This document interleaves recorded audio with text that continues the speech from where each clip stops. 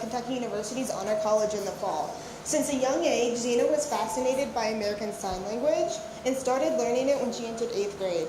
Zena wants to raise awareness about the lack of visibility of ASL in everyday society, as shown through her volunteering as a camp counselor at an overnight summer camp for the deaf and hard of hearing. Zena is also an avid traveler and has visited around 40 states, so feel free to ask her about that when you see her next. Besides traveling, her other hobbies include hair braiding, performance jump rope, scuba diving, reading, and marine biology.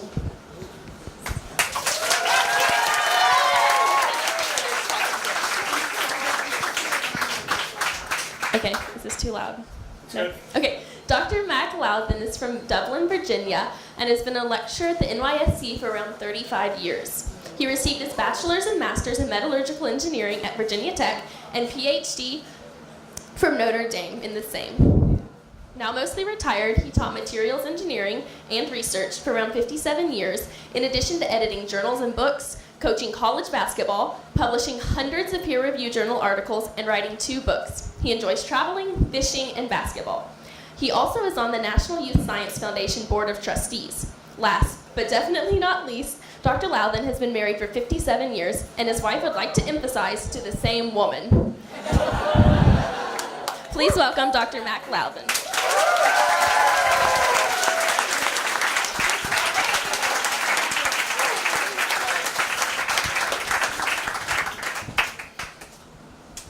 I want to talk about something that's foreign to most of you all. I want to talk about failure. How many of you all have ever experienced failure? Now, I'm surprised. I thought you all were supposed to be good students. All right. All right.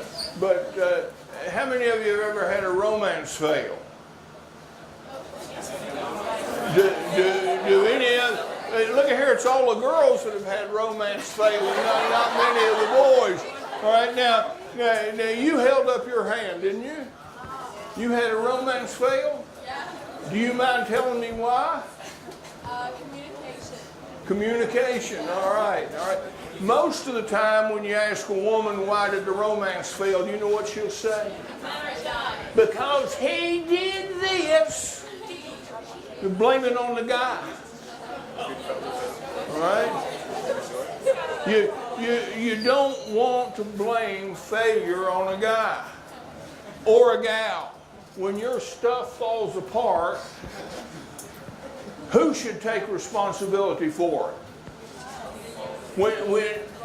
When your romance falls apart, when you flunk a class, now none of you all can relate to that, but when you get a bad grade, when somebody beats you bad in a sport, what's your sport? Frisbee. When somebody just, I don't even know how to play frisbee. So I can't work with this one. Does anybody play basketball? All right. When somebody dunks over top of you, what do? Whose fault is it? It's your fault. That's right. That man knows about that. Well, I had to give this talk years and years and years ago. And I learned a lesson in giving this talk. Just preparing it, getting ready for it. I was at Virginia Tech. I was a teacher at Virginia Tech. We gave the students $50,000 to get some really good speakers. And we called the series that were speakers the Not Your Average Lecture Series. And we had Bob Hope talk. And Henry Kissinger talk. And a couple other people I can't remember. And I got a phone call and they said, Dr. Louthan, would you be willing to give a talk in the Not Your Average Lecture Series? My head went. And I said, why do you ask me? Because I wanted them to say, because you're one of the best lecturers at Virginia Tech. But do you know what they said? We ran out of money and we need somebody that's free. All right? So I hired an assistant for this lecture, paid her $1. And I need a new slide. All right. Give that lady a hand. I mean, she's doing good. This is why stuff falls apart. Any of you all going to a Big Ten university? I'll read these for you. They say improper design, poor material. I'll go through all of these one at a time, and I'll give you some examples. Right? And you need to learn from these examples. But this is the whole lecture. Those are the 6 things that cause failure. Just those 6. Improper design, poor material selection, defects in materials, improper processing, errors in assembly, inadequate service. Can you remember that much? All right, you didn't write them down. All right, she's writing them down there right on the palm of her hand. Okay. You didn't even have a pencil. All right. But those are the 6 fundamental causes of failure. When I was working on this, those were the 6 things that caused buildings to collapse and bridges to fall apart and stuff like that. But I found out that's the same kind of thing that causes marriages to fall apart, causes romance, causes tests to be failed. Those are the 6 things. We wouldn't say improper design, we might say poor planning, huh? Poor planning, poor material selection, right? That's pretty easy to get, but we'll go through all of these, and I'll give you an example of each one, all right? And you can think about it, all right? Now I need a new slide, all right? Improper design. When I went to Virginia Tech, I was not prepared for what I had to face in the university. It wasn't a university then, it was an institute. Virginia Polytechnic Institute. All right? All the freshmen were in the Corps Cadets. We had to walk on the right hand 6 inches of the sidewalk. If there were 5 of us walking along together, we had to go one behind another. They called it a rat line because they called us rats. We lived in a hole. That was our room. You had to leave your hole unlocked so the upperclassmen could come in and inspect you. We wore white cloth belts so that everybody could tell we were rats. All right? When you got to be a sophomore, you could walk anywhere you wanted to on the sidewalk. When you got to be a junior, you could walk on the grass. And when you got to be a senior, you could lock your hole. You could lock your room. Eric was a senior. We hated Eric. You've met people like Eric. He was about 6'6", weighed about 230 pounds, all muscle, starting forward on the basketball team, starting fullback on the football team, made straight A's. Everything he touched turned to gold. You've met people like that, hadn't you? Hate them, don't you? I mean, no way you can like somebody whose life is luxury. But this particular day, Eric made a mistake. He left the windows to his room wide open. 3rd floor, Eggleston Hall. We went to the rooms on either side of him, took a rope, swung it across so that we could now use the rope and get over to Eric's room. Got in his room, disconnected his radiator. Excuse me. Disconnected his radiator, took some ropes and tied it to the radiator, hung the radiator out the window. Took the rope and went across the room and tied it to the doorknob. Took the hinge pins out of the door. So that the only thing holding that radiator up was the lock. Now Eric wore on his belt a big old keychain.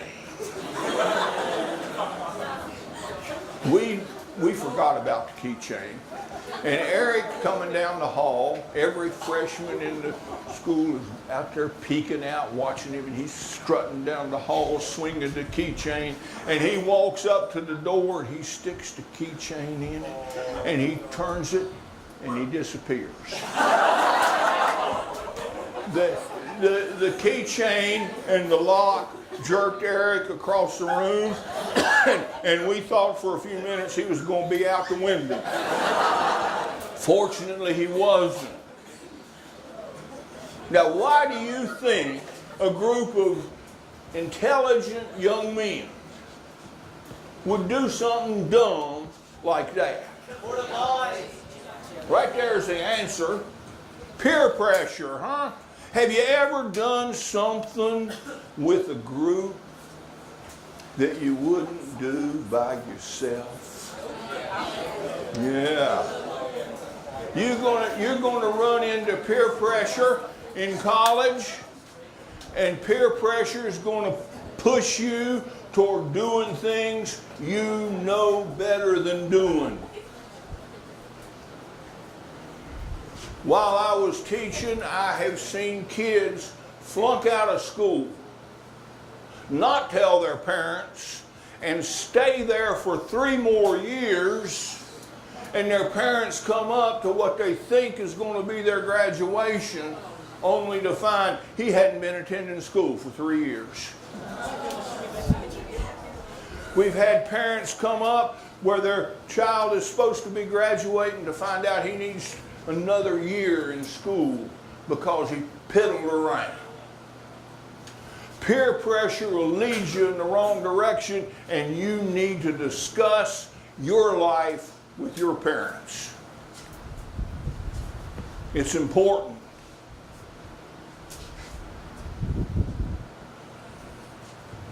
I want you to think about this. There was a building built in the early 2000s. They wanted to add an extra floor to the building. The design changed. How many of you all are going to be engineers or architects? What do you do when the design changes?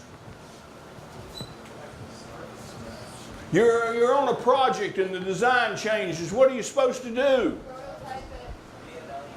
You're supposed to get it reviewed, aren't you? You're supposed to have discussions with people. You're supposed to get the changes improved. Well, the design changed and they decided to add a floor. And what had been a roof becomes a floor. And they put some more structure up. And the floor starts to sag. How are you going to eliminate the sag? What would you do to eliminate the sag? This is a true story. What would you do to eliminate the sag? They put concrete on the floor, the floor made it smooth again, got rid of the sag. Now why is the daggum roof sagging? Because it's too heavy. And so now you put some more stuff on there. Make it sag more. All right? Having a big wedding. The whole room collapses. 23 people died, 380 are seriously injured because a group of engineers and architects didn't discuss things. Cost and schedule instead of peer pressure pushed them to get this thing done. The building collapses. And the question I ask is, what would you do? Suppose, just suppose,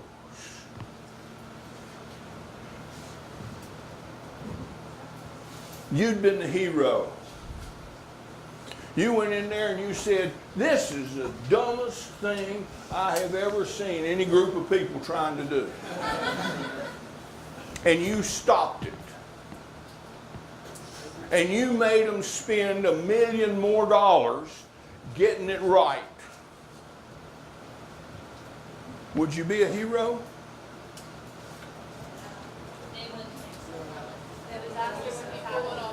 No, nobody knew this would happen. You'd be a goat. You'd be the person that came in and stopped the progress. You got to be willing to put your neck on the line. You can't let cost, schedule, and peer pressure make you do something you shouldn't do. Right? But even if you get the design right, you can still have a problem if you select the wrong material. Ready. Right? I'm teaching at Virginia Tech. Years after I went there, the school had changed. Instead of 4,000 men and 100 women, there are 10,000 students there. About 5,000 of them women. I went there because I knew if I went there, I could play basketball in the NBA. That stands for Noontime Basketball Association. Every Monday, Wednesday, and Friday, a group of us would go over to the War Memorial Gym and play pickup basketball. This particular Friday, it is snowing. You know what snow is, Kelly? All right. Amy, you know what snow is? A little bit. You've never experienced it, but you've heard about it. All right. I mean, that's the way some of us are, but some of us really know what snow is. Snow is terrible. Snow is absolutely terrible, and it was this deep. And I wanted to go across the drill field to War Memorial Gym to play basketball. And there was this young man and young woman walking side by side across the drill field just like I wanted to go. And I fell in behind them, and I'm walking along. I eavesdropped on their conversation. I'm not proud of it, but I listened to what they were saying, and the young fella says to the girl after a while, he says, "What are you doing Saturday night?"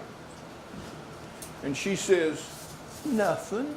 And I said, "Oh man, I've got a date coming up here. I'm going to see a romance start to bloom." All right? And he starts talking about going to the movie. Well, first going out to eat, then going to the movie, then going to a fraternity party. And she looks over at him and she says, "You sound like we got a date Saturday night." And he said, "I thought we did. I asked you what you were doing and you said nothing." And she said, "Yeah, but I'd rather do nothing than go out with you." Now that's an example of poor material selection. There were 5,000 women on the campus and he picked her.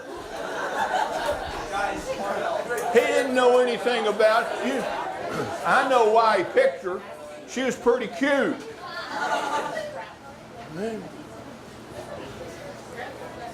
During World War II, the United States entered into the largest shipbuilding exercise ever seen in the world. They built 10,000 ships. Out of that 10,000, 1,000 of them, 1,000 Liberty ships, 1,000 T1, T2 tankers, which were the same design, 1,000 of them developed cracks. What big cracks? Some of them broke half in two. They defined a big crack as a crack that was over 10 feet long or had an opening over 10 inches. Now you're on a ship on the high seas and there's a hole in the ship 10 inches wide. People worried about that. And they found out what caused the problem. It's called the ductile to brittle transition temperature. And most of you all have seen a demonstration of it, not with steel, but with something else. Have you ever seen a teacher take a piece of plastic and put it down in liquid nitrogen and whomp it on the tabletop and it shatters, doesn't it? And when it's not cold, it bends. It's ductile when it bends, it's brittle when it shatters, and it doesn't absorb any energy. But if you're in a ship and you're going over a big wave and the wave comes, it's got to absorb some energy, doesn't it? Has to absorb some energy. So you need to select the steel that the ductile to brittle transition temperature is low enough so that the service temperature never gets down there. You understand what I'm saying? Right? We knew that in 1940s. The whole world knew that in the 1940s. 1997, the Carla came close to breaking in half because the steels used in that ship were at a service temperature below the ductile to brittle transition temperature. It was like taking that steel and dipping it in liquid nitrogen. In 2002, the Comfort experienced exactly the same kind of failure. Why did it do that? Because an engineer or a scientist or a bean counter was walking along with something that was cute. The price was a little lower, huh? I could get this steel for a lower price. I could get this steel. And he got those steels because they were susceptible to brittle fracture.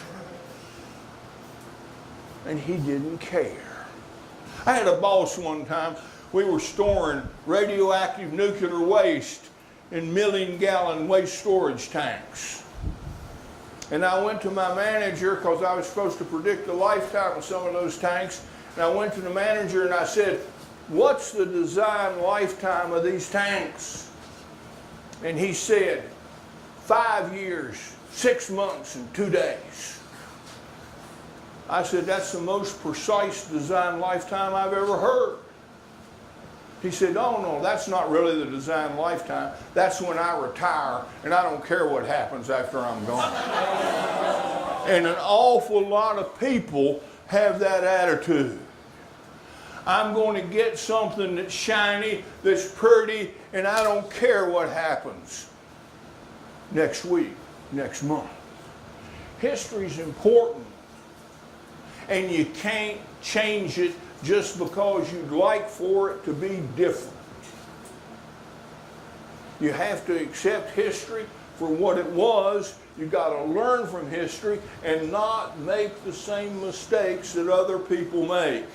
When you're in a technical world and we know what to do, it is a crime not to do it.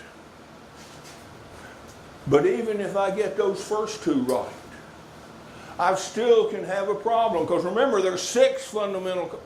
You said you could remember them? What's the next one? You can't do that. Well, my assistant can show us what the next one is. We just watch. It's improper design. No, it's not poor material. Goodness gracious. You're going to have to give me my $1 back. Josh, come up here for a second.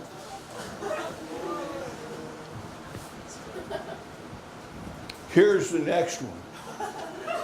Defects. All materials have defects. Look at this.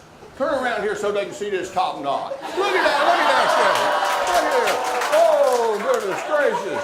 I mean, how come you wear that thing like that? I was growing it out so I can donate it. Okay, you're growing it out so you can donate it. All right. To Lots of Love, huh? Maybe not that. Maybe not I there. heard, wait, are they the ones that sell their wigs? Yeah, they are charts. Sorry, what? That's weird business practice. Okay, yeah. All right. Well, congratulations then. It's not a defect if that's what you're doing. All right. It is good. All right. But all materials have defects. I was giving this lecture at Clemson University. That may surprise you that I ever even went to a university, but I was down there at Clemson and I was giving this lecture, and this one young lady held up her left hand and she said, all materials don't have defects. I said, yes, they do. She said, my diamond does not have a defect. I said, yes, it does. She said, no. I said, you read your certificate of the diamond and it'll say no defects observable at 6 times magnification. What happens if you look at 10 or 15 or 20? All materials have defects. My wife wanted a diamond. She's got a diamond ring, but she wanted a diamond brooch. She wanted that brooch, diamond to be about that big. Maybe not quite that big, but it was way beyond my ability to pay for her. She wanted this big old diamond. And so I went to the jewelry store and I said, let me see your cubic zircon. And he said, I don't sell cubic zircon. Go to J.C. Penney's and you can get some cubic zircon. And so I went to Penny's and I got a beautiful cubic zircon brooch, and I went back to the jewelry store and I said, look at this. Tell me why you don't sell them. And he said, put it down there and I'll put some of my diamond brooches up beside it. And he did. And he said, can you tell the difference? And I said, no. And he said, that's why I don't sell them. Nobody can tell the difference unless they measure the index of diffraction in the diamond and the cubic zircon. Your eye can't detect the difference. Guys, how many of you all plan to give a girl a diamond? Someday, not tomorrow, someday in your life. All right? Okay, hold up your hand. Girls, how many of you all expect to get a diamond someday? All right? Well, now I got some advice for you guys. Go to J.C. Penney and buy a cubic zircon ring. Go to the jewelry store and buy a box to put it in. And she'll never know it's not a diamond unless she has it appraised. And you wouldn't want to give a gift like that to a woman that didn't trust you. I was sharing this story, and a young man stood up and he said, Dr. Louthan, I am not going to give a diamond to a woman to impress her. I'm going to give a diamond to a woman because I love her. 3 girls got up and went over and sat at the same table he was sitting.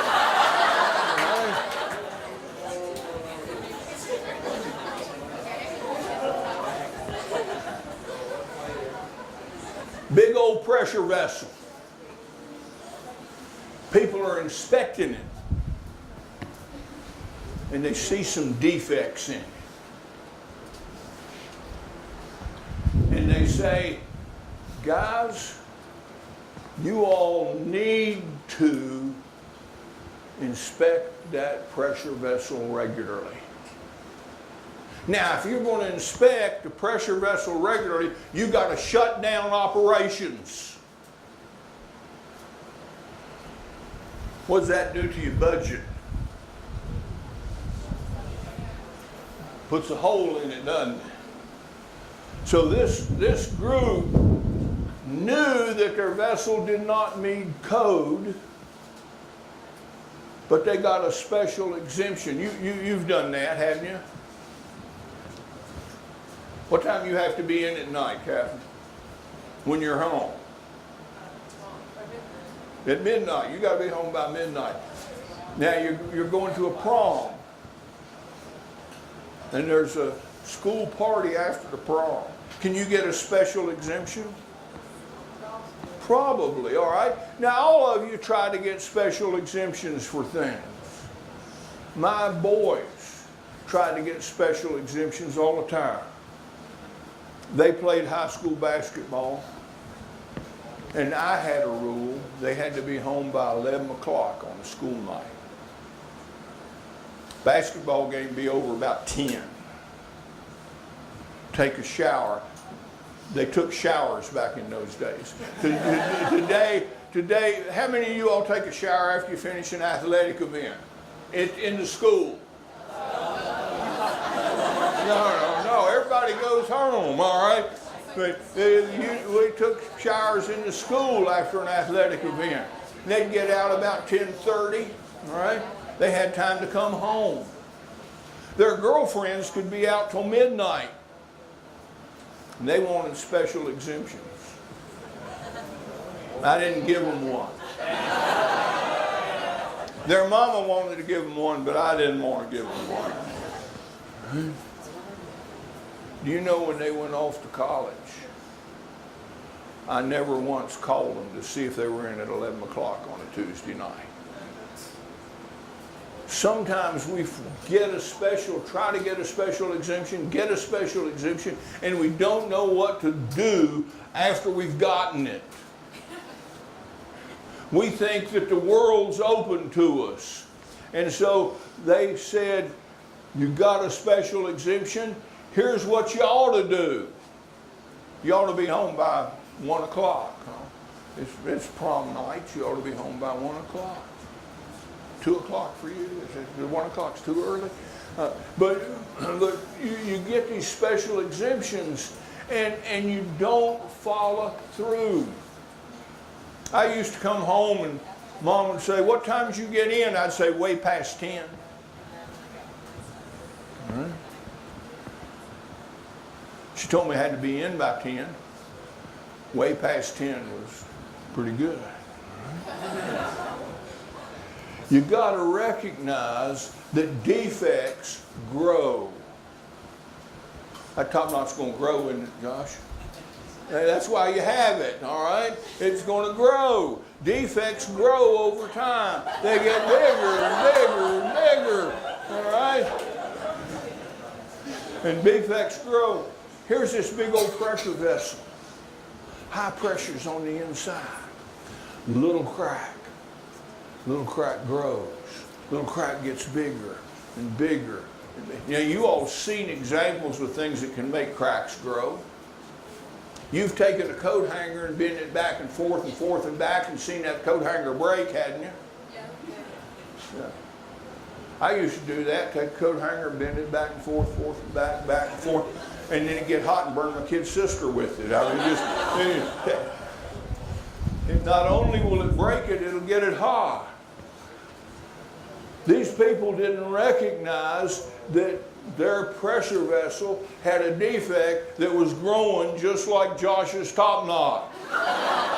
All right? They didn't recognize that, and all of a sudden there was an explosion, 2009. Fragments traveled 650 feet. That's over 2 football fields' length. One of the fragments weighed 4 tons. Now, that's not the one that traveled 650 feet, but one of the fragments weighed over 4 tons. Simply because somebody didn't account for defects that were going to be in the material. You've got to recognize and account for defects that are going to be in the things you work with. There are no perfect people. My wife's spouse comes the closest to being perfect. But there are no perfect people.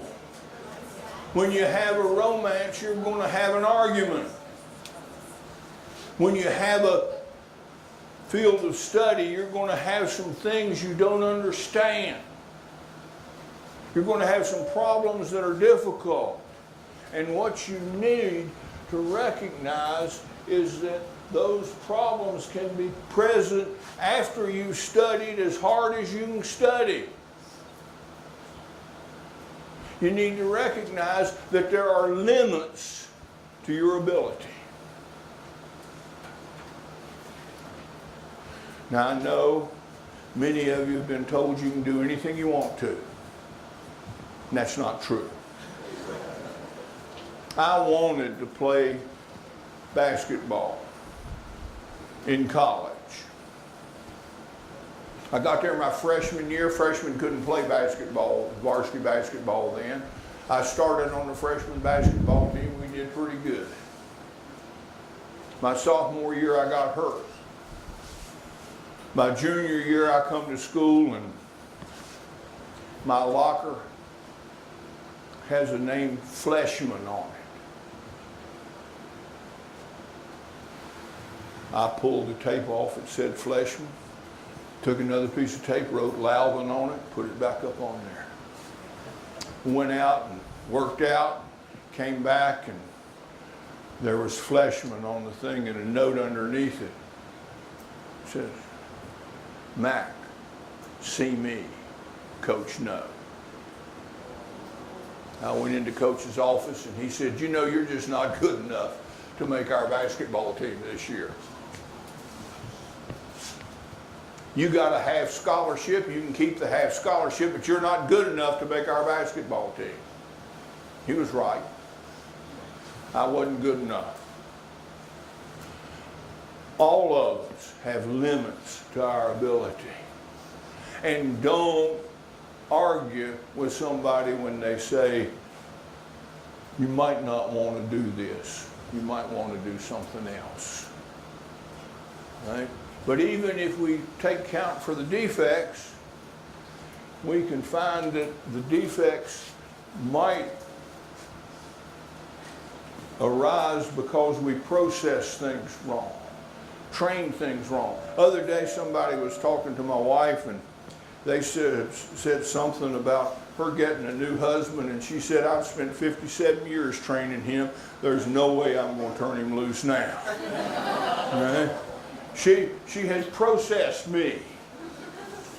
People are going to, you all are choosing the schools that are going to process you.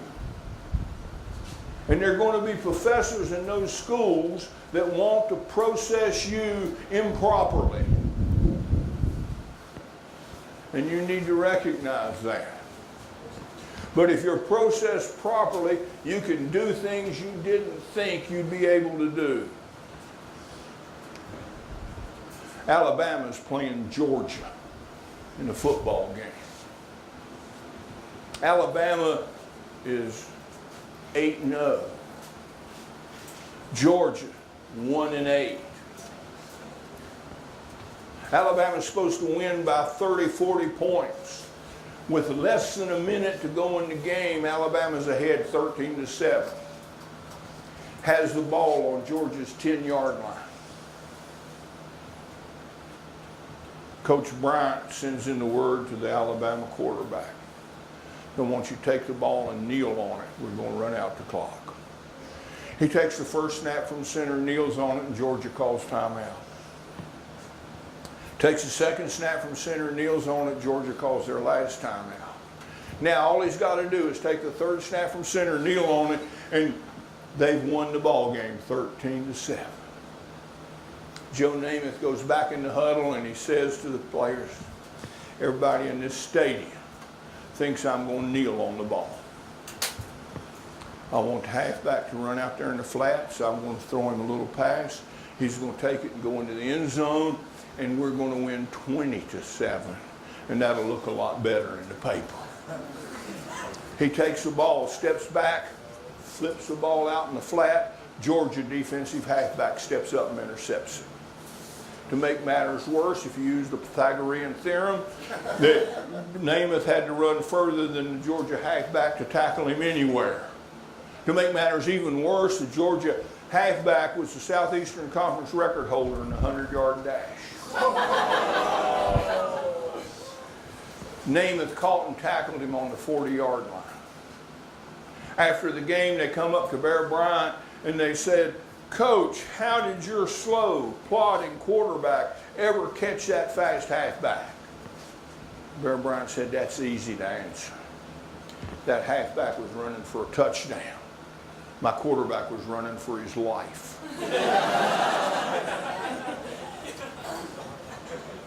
You're going to be running for your life in a lot of situations where you're being processed. And you need to look at what your goals in life are. And Namath was looking at that and he said, "My goal is to look good in the paper." When he should have said, "My goal is to do what the coach says and win this game."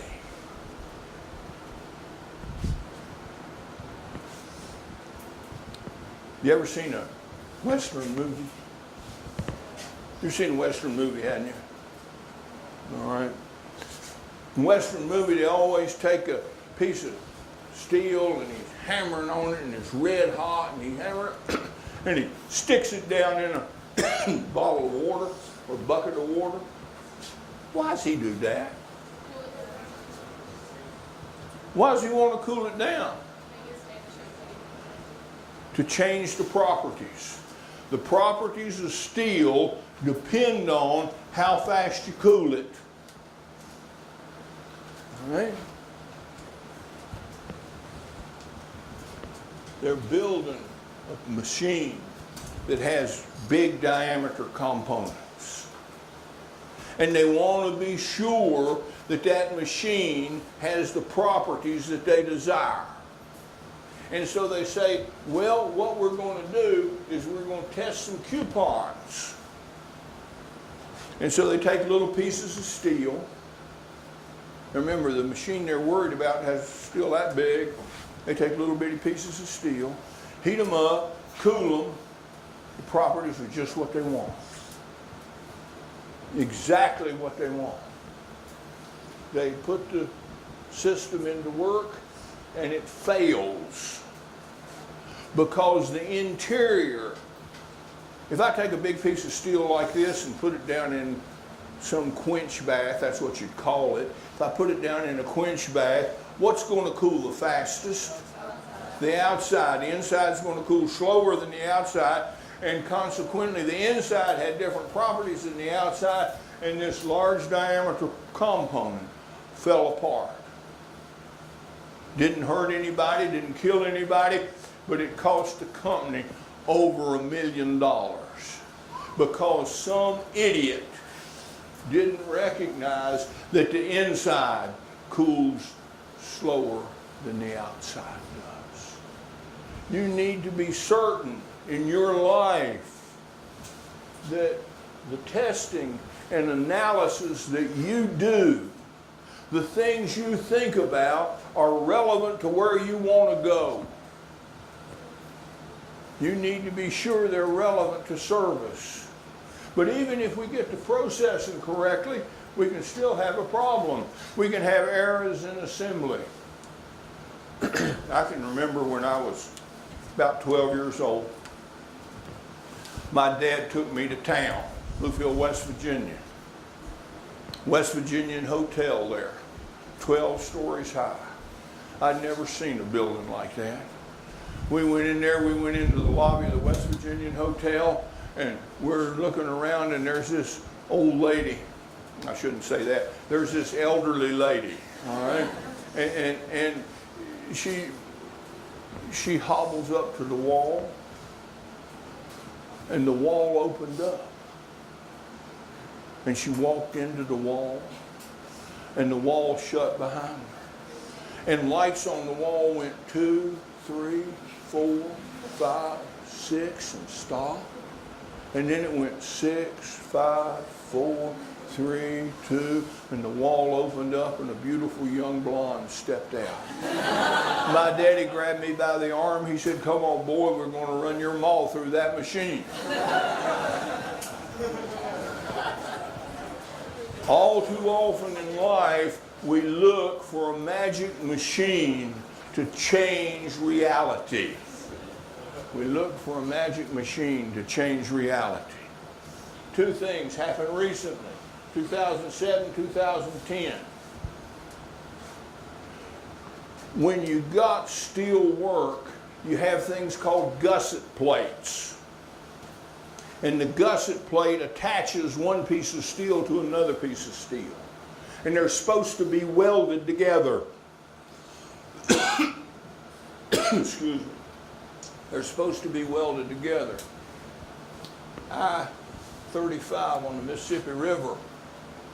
13 people died, 145 were injured, millions inconvenienced because the gusset plates were too small to hold the loads they were going to be required to hold.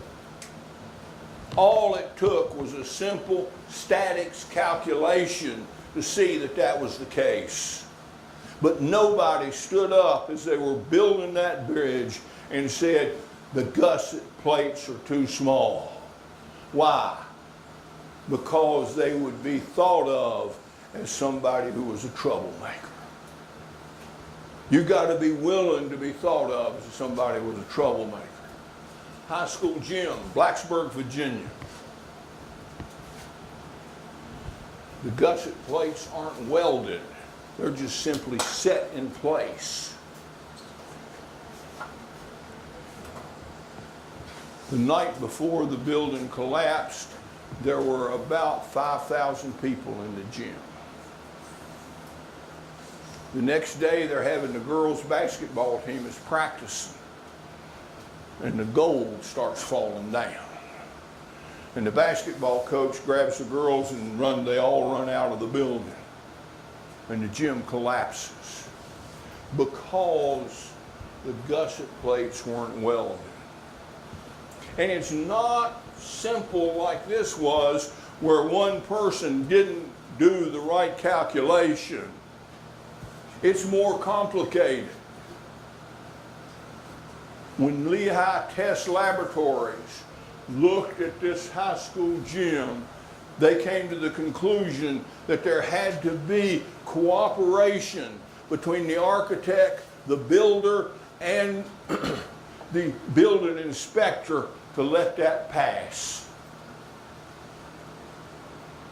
A building that's going to have kids in it, and you're willing to sacrifice them by working together as a team to do what's cheap. Don't live your life by hoping for a magic machine. That's what the architect, the builder, and the inspector were doing. They were hoping that some magic machine would stand there and hold that gym roof up when they avoided doing what was right. But even if we have errors in assembly, even if we get those right, we can still have a problem. Inadequate service. About 3% of the gross national product in developed nations is lost, thrown out the window, because people don't consider corrosion. 3% of the gross national product. Half of it could be saved by proper maintenance. But maintenance is the first thing your organizations are going to want to put off. They're the first thing you'll want to put off. We'll be driving down the road. My wife will say, "You hear that noise?" I say, "What noise?" Now, I can't hear very well, but I would say, "What noise?" And she said, "Well, that noise is driving me crazy." I said, "Well, let's just turn the radio up." And then you won't hear that noise. I got 3 children. A boy, graduated from Notre Dame, CEO of a pretty big organization, CFO of an even bigger organization. Got another boy, high school teacher, math major. Got a daughter, majored in English. All right. One of those children drove the car until the engine froze up without ever servicing the engine, without ever checking the oil. Why couldn't it have been the English major? Or if it wasn't going to be an English major, why not the high school teacher? No, it was a metallurgical engineer. I went to him, I said, Rick, how on earth could you do that? You know what he said? I thought my wife was having the oil check. You know what his wife said? I thought Rick was having the oil check. All too often in our lives, we want to leave service to somebody else. We don't want to do the maintenance. And we don't want to stand up and holler when maintenance is needed. Space shuttle disaster. Challenger. All of you have heard about it. The O-rings leak. Morton Thiokol engineers knew that when it was cold, the O-rings lost some of their compressibility and wouldn't hold tight. They knew that. They told NASA, you better not launch. They had a group meeting. They got everybody together and they said, are we going to launch? NASA says, yes, we ought to launch. Those Morton Thiokol engineers did not stand up and say, you'll be crazy if you launch. They didn't. They sat there. Peer pressure, cost and schedule pressure, worried about their jobs, scared to stand up. Scared to stand up. The Columbia foam shedding. They knew that was happening before they ever had the Columbia disaster. In both cases, the risks were recognized. And nobody said, we need to address those risks before we do it. And don't think you'd be a hero if you addressed that. You'd be a troublemaker. You've got a choice in life. You can either stand out from the group and do what's proper, or join in and let the world walk by. In conclusion, there are 3 simple steps for success. All you got to do is account for the fundamental causes, show some humility. It takes humility to ask somebody, is this right? It takes some humility to say, I can't do this, can you? It takes humility to say, let's work together as a team because you're smarter than I am on this area and we need to get this done right. It takes ethical behavior. It's hard to proceed normally when you're under pressure. It's hard. People, you need to decide what you're going to do before you ever get in the situation. You've got to decide, I'm going to stand out. And here's the key. Don't seek recognition and glory in life. Do what's right. And how do you know what's right? You talk to a lot of people. You do a lot of reading. And you consult with experts. In your life, I hope one of you will come back to National Youth Science Camp in 20 years, 30 years, and give a talk. And instead of the 6 why stuff falls apart, you'll give a talk on keeping stuff together. And you can use examples where people stood out and said, we need to change the path we're going on. All too often, we listen, but don't pay attention. We look, but we don't see. You need to fail to seek recognition and glory, and simply, with your life, do what you know is right. Thanks for your attention. Does anybody have any questions?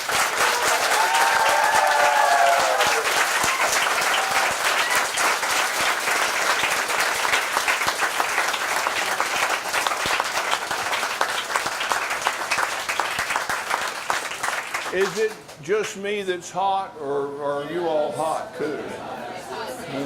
Does anybody have any questions? I've had people tell me it's not like a talk, it's like a sermon. But I have a question. When's the time in your life that you've seen someone do that and stand out and fix what could have been? well, I'll tell you a story one time in my life. Young lady who I wanted to go to graduate school. And she told me, she said, Dr. Louthan, I'd love to go to graduate school, but I can't. My mom's a single mom. I've got 2 siblings. She could barely get me through school. I've got to get a job where I can go to work. And I can make some money and help mom get the kids through, my siblings through school. She goes to her first job. And her first job was the company making crane arms for use in the North Atlantic. And as she gets there, they're showing her around, and they say to her, here's the shipping room. We've got 12 crane arms ready to ship, several $1 million worth of them. She asked a simple question. She said, what is the ductile to brittle transition temperature of the materials in those crane arms? And they didn't know. She had a semi-boyfriend, Ken Emmerich, and she said, he's up at Virginia Tech. If we can cut some little specimens out of here, I can have my boyfriend test them, and we can tell what the ductile to brittle transition temperature is. They did that, and they found, now these were for use in the North Atlantic. She and Ken found out that the ductile to brittle transition of some of the steels in the crane arms was 25 degrees Fahrenheit. Gets a lot colder than that in the North Atlantic. So you're putting that material at risk. She called me and she said, Dr. Louthan, I'd like to go to graduate school. And I said, why? And she said, well, I'm going to give a talk tomorrow morning. And I'm going to tell my company that they cannot ship any of those crane arms they've made. I've been at work a little over a week, and I'm going to tell them they can't ship any of the crane arms, and they're going to fire me. And she was absolutely convinced they were going to fire her. I saw her a couple months later, and she was driving a sports car, fairly fancy one. The company gave her a huge bonus for doing that. But she was willing to put her mom at risk, sacrifice her siblings to do what was right. And that was telling them that they couldn't do that. I've seen it in other examples, but not nearly as clearly as with her. Anybody else got a question? Yes, sir. Let me come over there because I can't hear from way over here.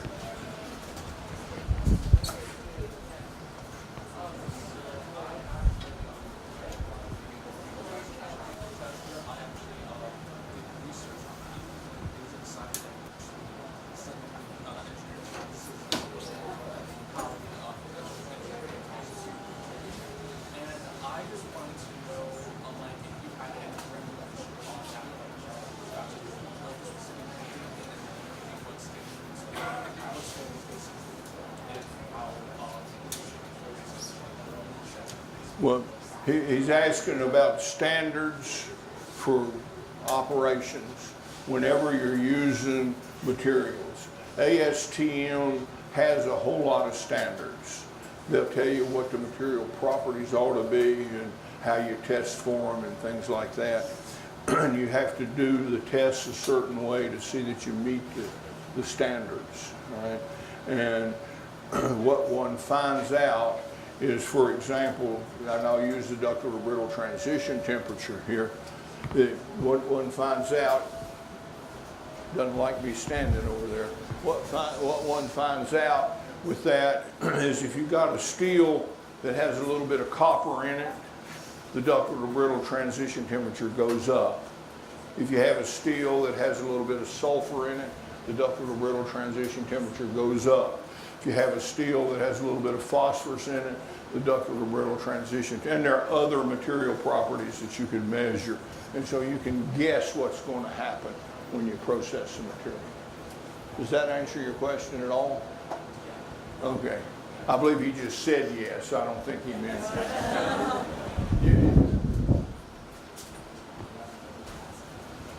Speak up loudly so everybody can hear you when you ask the question. Okay. So you talked about improper processing, right? And you gave an example about teachers processing it improperly, right? Defects destroy properties. Yeah. So, okay, my question is more along the lines of humans. So, if we grow up in that environment, with that teacher or with that parent, how will we know that is improper processing? Or, like, what would you recommend for us to get out of that improper processing mindset? You've got a wonderful question that I don't have a real good answer for.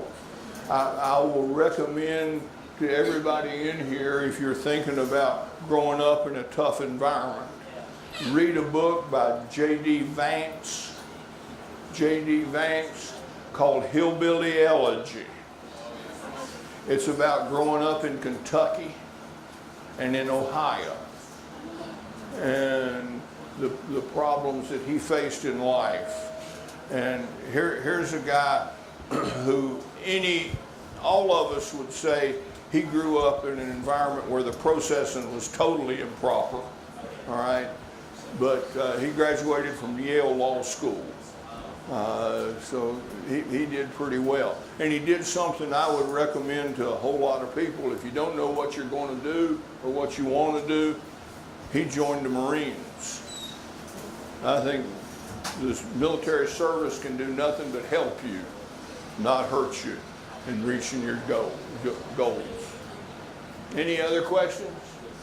If not, go get a cookie. Well, there's another question over here. Yeah, I got to walk over here so I can hear you. I'm deaf as a stone post.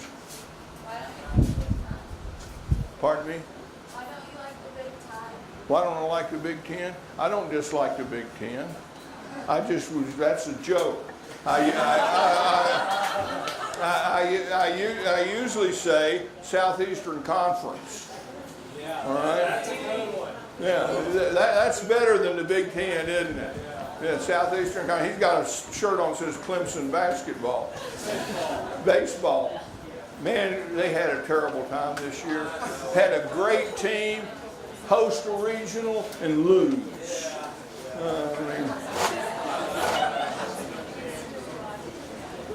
Any other questions? Yes, sir.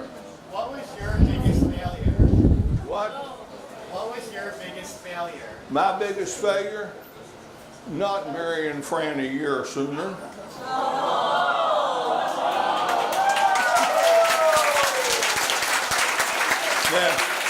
Now, if you're talking about what's the biggest engineering failure I ever worked with, the biggest one I almost worked with the space shuttle. They called me when they thought it was a hydrogen effect, when they found out it wasn't, and I was off the failure team. But we had a heat exchanger that leaked, and we had to find out why it leaked. And heat exchanger had 10,000 tubes in it, and the leak was about as big as the head of a pin.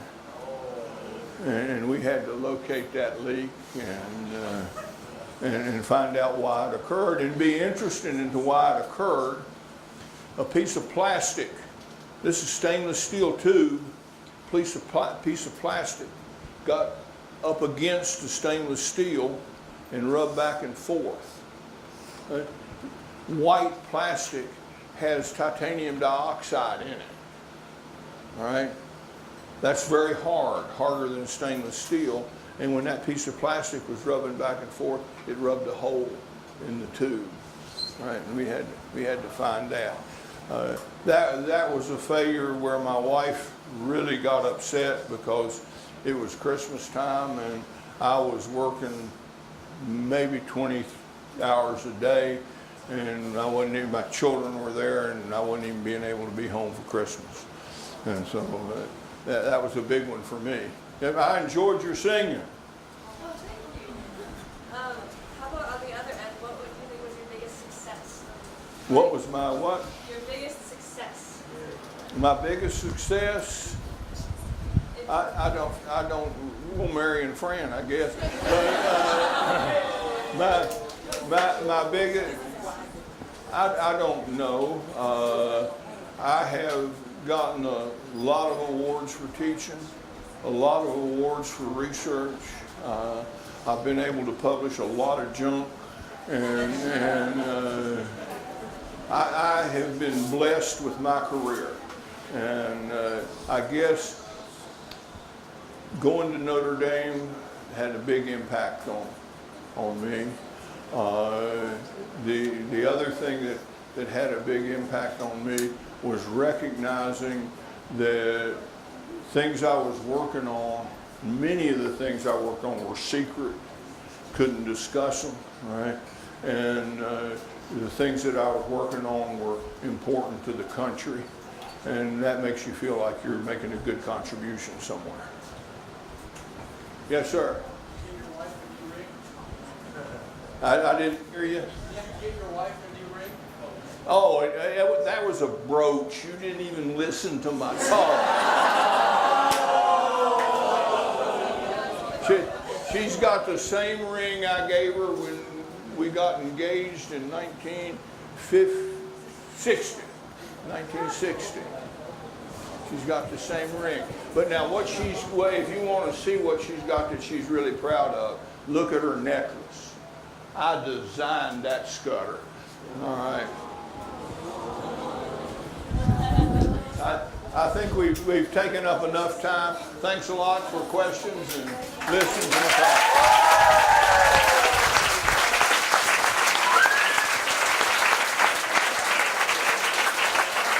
Thank you. Well, somebody's supposed to tell you to go get a cookie? So it starts at 9:30 for all of you to be married.